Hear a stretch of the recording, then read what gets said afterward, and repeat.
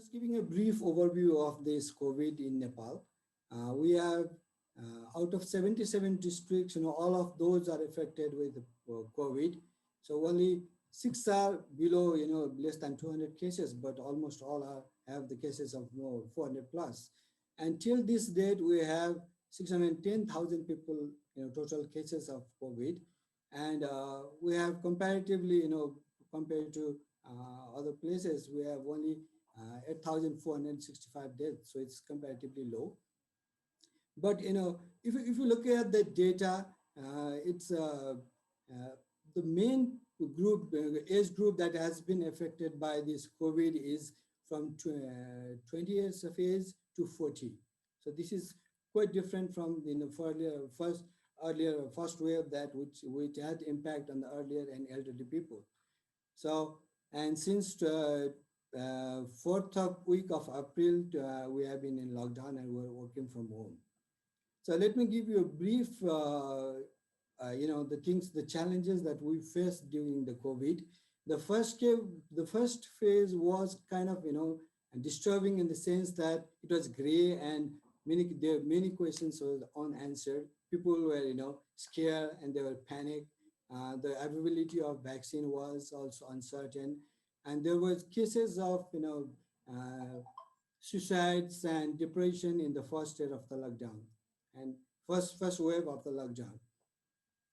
And there were, some effort made by the government to establish quarantines at the border side, and there were isolation centers, but they were poorly maintained. So in the second wave, the government, didn't you ask people to stay at home isolation rather than, going in the quarantine, which was in fact a breeding place for the COVID. So the second wave also came as a huge blow with the new strand of the virus, and it affected every sector of the society, particularly tourism, and we have affected hotel, schools, and everything. And in just as I said, all age group were affected in this second wave of COVID. And from April to May, the situation was way out of hand, and there were no oxygens in the hospitals. There were no ventilators, and ICUs and the beds were unavailable. So people were just dying outside hospital. It was pretty, pathetic situation. And the priority also shifted from, earlier in the first phase, it was you were running after food supplies, you were running after LPGs, masks and sanitizer. But in the second phase, it was oxygen you are running after, you were running after ventilators, and you were seeking isolation centers with plenty of beds. So the things has little, come down after the first week of June. That the rates has come down and we're pretty much stable right now. And till this date, I think the government has received around 3 million vaccines from India and China, and still a lot more to be done. So there are a lot of learning from this COVID. Like this is the first time in Nepal that the importance of research has been felt. And we also talk about wash, and the wash situation has improved, that people have started washing their hands using sanitation. And it's not only saving them from COVID, but also other communicable diseases and other waterborne diseases and air pollution, like we have lots of air pollution in Kathmandu Valley and elsewhere. And another great achievement is that, in Nepal, the farmers have now access to ICTs, with the mobile phones, they know where the market is. And they have been reaching the consumers directly at home. So this is a good achievement that we have in Nepal. And another one is urban centers, and people have been start growing vegetables at their homes, in the terrace and in their rooftops, which is at least they can have fresh vegetables. And another one great achievement that we have since the last 1.5 years, that the e-learning platform has done substantially improvement. Now we have, even in schools, we have good teachers. They are well trained on how to speak in online, how to take classes online. And as we have, everybody is aware that the seminars has turned into webinars that we are and the result of which that we are communicating right now, and we have been expert from different regions can come together and discuss in particular issues. So in terms of when I have to talk about uh, our challenges in terms of organizations, uh, we had a serious implication at our work. Since we are working from home, there has been problem with the net, and even the like Famida said, the environment at home is completely different than working at home and talking in face and discussion and bringing discussing an outcome. So everything has been affected. So the primary thing that I am facing right now is managing and retaining staff. So what have in some of our project we have the donors have gone for the no cost extension. So even in this larger shrinking of the fund and very few projects, when you have no cost extension in the project, uh, and you have to retain that staff to carry out the further work, then that's a lot of burden for the organization. So, and other thing also that doesn't come, lately, but we had that problem, and the problem stresses with the staff. Some of them were in isolation, and they were infected in COVID. And when other, staff had family members died, their relatives died, so they were unreachable, and they couldn't work and produce output at the time. And as we've been sharing this information, since earlier times, since ages, the governments, what government thinks is NGO in particular is all NGOs are same and they work in a brick and mortar, and they work on hardware, they build toilets, they build drinking water schemes and other things. They put that in same category. So this has been a biggest hurdle for us to function as a think tank in Nepal. And in nevertheless, we are making effort to cross this barrier. And I think the Social Welfare Council, who is a regulator of NGOs, has started recognizing this, and they have categorized. They are working to categorize NGOs as which is implementing or which is a policy research organization or in that category. And during this lockdown, we had been affected like last year. Our project has to be closed down, terminated by the donor, because it was field based, and they think it was not possible to go to field at that moment, so it has terminated, and we had lost so big amount of money. So similarly, this in this second wave also, government asked us to allocate 20% of our project budget to COVID, so which was very difficult to do, since our donors did not allow us to use the fund to manage COVID. So what had to be done was to modify our working work plan and try to capture the context of COVID in the research, to blend it, the COVID learning in the research, rather than diverting uh, fund from the COVID.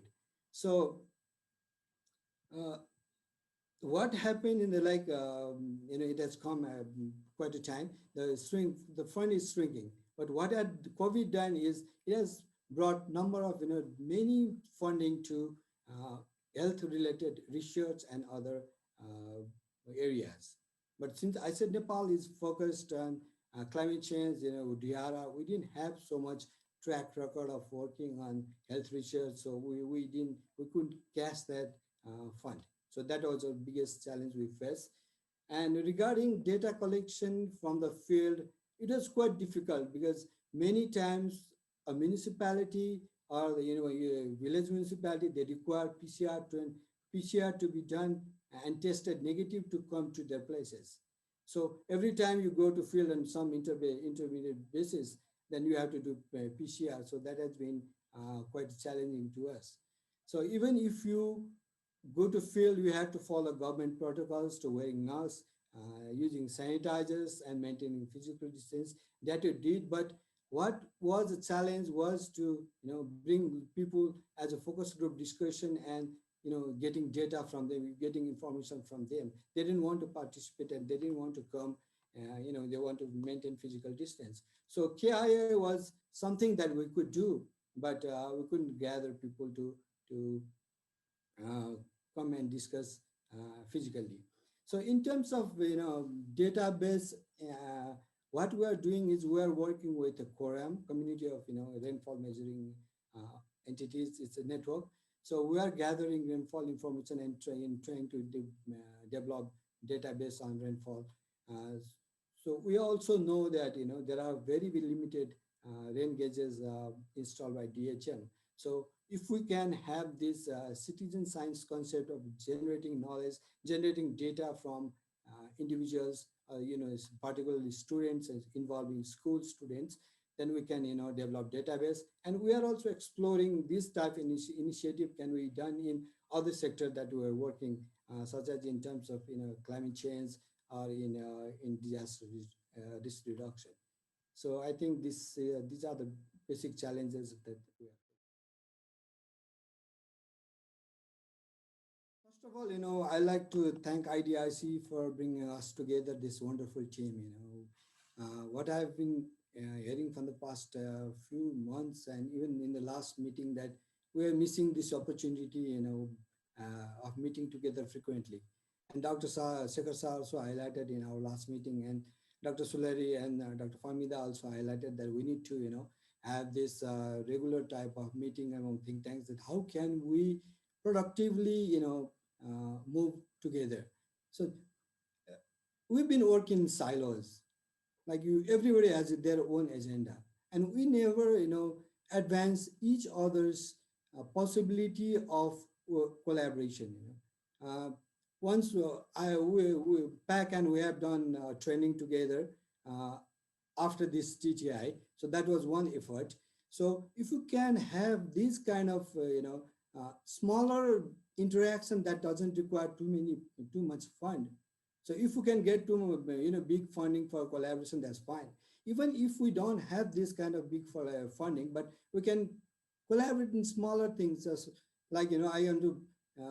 What if we explore possibility of volunteering for a product like policy, bringing out policy brief, or even a small publication with a country cases, that will bind us together, and it will be it will be collaborative effort to, if some opportunities comes, then we can collectively apply together and get this funding and work together. That's what I think. Finally, uh, I like to highlight that I said Nepal has been missing this opportunity for last time for a few some time to have more interaction with think tanks like PAC and C steps and others, and look forward to more of these meetings. Thank you. First of all, I like to thank IDIC for bringing us together, this wonderful team. What I've been hearing from the past few months and even in the last meeting that we are missing this opportunity, of meeting together frequently. And Dr. Shekhar Sir also highlighted in our last meeting, and Dr. Sulari and Dr. Famida also highlighted that we need to, have this regular type of meeting among think tanks. That how can we productively, move together. So we've been working in silos. Like everybody has their own agenda, and we never, advance each other's possibility of collaboration. Once we back and we have done training together uh, after this TTI. So that was one effort. So if you can have this kind of smaller interaction that doesn't require too much fund. So if we can get to big funding for collaboration, that's fine. Even if we don't have this kind of big for funding, but we can collaborate in smaller things, as like I want to. What if we explore possibility of volunteering for a product like policy, bringing out policy brief, or even a small publication with a country cases, that will bind us together, and it will be, it will be collaborative effort too. If some opportunities comes, then we can collectively apply together and get this funding and work together. That's what I think. Finally, uh, I like to highlight that, I said Nepal has been missing this opportunity for last time, for a few, some time to have more interaction with think tanks like PAC and C steps and others, and we look forward, to more of these meetings. Thank you.